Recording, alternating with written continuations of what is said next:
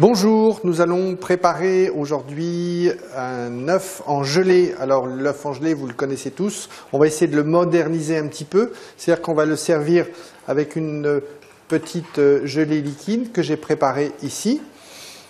Une brunoise de carottes, une brunoise de courgettes et une brunoise de tomates.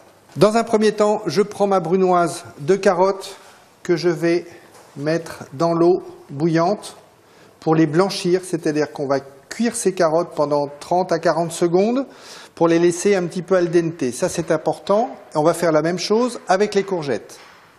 Nos légumes sont maintenant blanchis. Alors regardez, là je les ai rafraîchis, je les ai passés un petit peu sous l'eau froide pour arrêter la cuisson.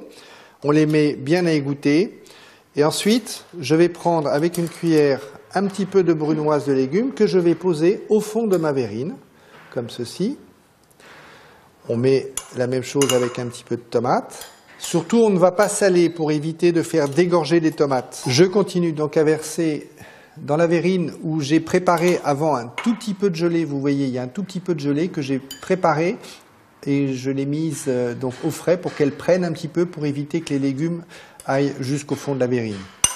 Je continue avec les œufs que je vais poser délicatement, voilà, sur les légumes. Comme ceci, voilà. Et je vais rajouter les tomates, les courgettes et les carottes dessus pour avoir un petit peu de couleur au niveau de la présentation. Alors, je répète, on n'a toujours pas mis de sel pour éviter de faire dégorger les tomates parce qu'on va couler la gelée après dessus. En revanche, on mettra du sel et du poivre une fois que l'œuf sera pris dans sa gelée. Comme ça, il n'y aura pas de problème et on le mettra juste au moment de servir. Et je termine en versant un petit peu de gelée sur les œufs pour recouvrir le tout. On va éviter de faire déborder. Il ne vous reste plus maintenant qu'à les mettre au frigo, on va dire 1 heure ou 2 quand même, minimum, et vous pouvez le servir donc bien frais.